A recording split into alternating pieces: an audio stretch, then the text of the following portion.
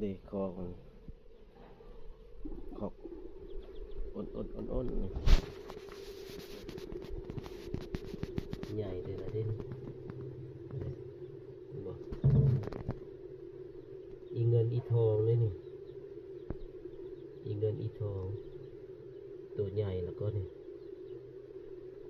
อากาทิตป่ายจับได้บ่เยกัดเด้อ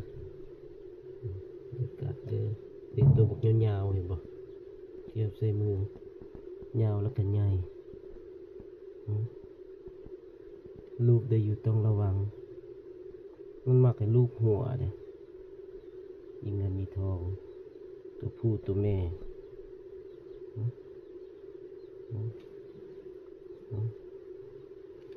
ตัวผู้นี่อยากห้าวๆเด้อตัวผู้เลยกัดมือแต่นะแต่ว่าบุเป็นอย่างกัดบ่เข้า ตัวแม่ละนั้นตัวแม่ละมันหูอยู่ตัวนี้น่าจะเป็นตัวแม่นี่ตัวนี้นี่ตัวผู้จับเลยดิน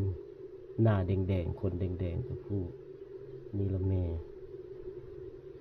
นี่บอกเทียบใส่กับปันตัวบุกใหญ่